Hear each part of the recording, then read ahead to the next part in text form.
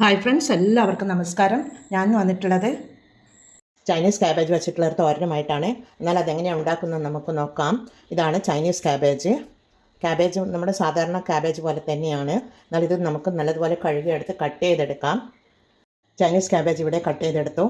ഇനി സ്റ്റൗ ചെയ്ത് ഒരു പാൻ വെച്ച് കൊടുത്ത് അതിലേക്ക് ഒരു ടേബിൾ സ്പൂൺ വെളിച്ചെണ്ണ ഒഴിച്ച് കൊടുക്കാം. ഒരു ടീസ്പൂൺ കടുകിട്ട് കൊടുക്കാം. അതുപോലെ അര ടീസ്പൂൺ ജീരകം ഇട്ട് കൊടുക്കാം. അത് അവിടുന്ന് പൊട്ടി വരണം. പിന്നീട് ഒരു ടീസ്പൂൺ കടലപ്പരിപ്പാണ്, അതുകൂടി ഇട്ട് കൊടുക്കാം. പിന്നീട് ഒരു ടീസ്പൂൺ ഉഴുന്നുപരിപ്പാണ്, എല്ലാം കൂടി ഇട്ട് കൊടുത്തിട്ടുണ്ട്. കടുകൊക്കെ ഇവിടെ പൊട്ടി വന്നു. പിന്നീട് ഒരു മീഡിയം സൈസ് സവാളയാണ്, അതിട്ട് കൊടുക്കാം.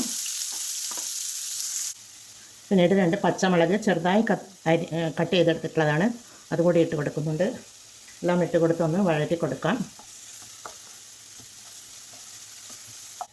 പിന്നീട് ഒരു ചെറിയ കഷ്ണം ഇഞ്ചി കട്ട് ചെയ്തതാണ്, അത് ഇട്ട് കൊടുക്കുന്നുണ്ട്. പിന്നീട് ഇതിനാവശ്യമായ ഒരു ടീസ്പൂൺ ഉപ്പിട്ട് കൊടുക്കുന്നുണ്ട്. അതുപോലെ അര ടീസ്പൂൺ മഞ്ഞൾ പൊടി, അതുകൂടി ഇട്ട് കൊടുക്കാം. എല്ലാം ഇട്ട് കൊടുത്തൊന്ന് വഴറ്റി കൊടുക്കാം.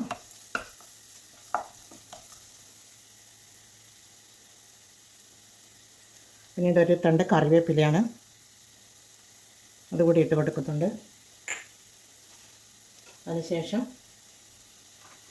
നമുക്ക് അരിഞ്ഞു വെച്ച ചൈനീസ് ക്യാബേജ് ഇട്ട് കൊടുക്കാം.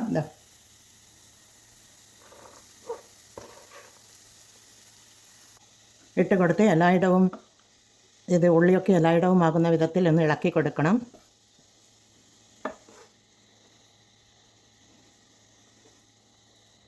ഇളക്കി കൊടുത്ത് ഒരു 2 മിനിറ്റ് മൂടിയിട്ട് വെക്കാം.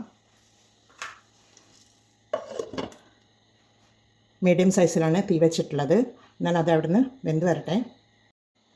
ഇതിവിടെ നല്ലതുപോലെ വെന്ത് വന്നിട്ടുണ്ട്.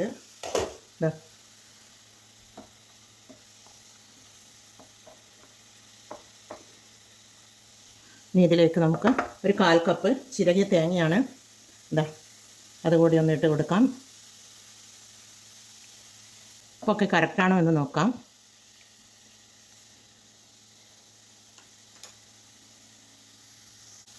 ഉപ്പൊക്കെ കറക്റ്റായിട്ടുണ്ട്. ഇനി ഇനി മൂടിയിട്ട് കൊടുക്കേണ്ട ആവശ്യമില്ല. അതൊന്ന് കുറച്ചൊന്ന് ഡ്രൈ ആയി വരണം. ഇനി ഇതിൻ്റെ മുകളിൽ ഒരു അര ടീസ്പൂൺ ജീരകത്തിൻ്റെ പൊടിയാണ്, ഒരു ഫ്ലേവറിന് വേണ്ടി ഇട്ട് കൊടുക്കുന്നതാണ്.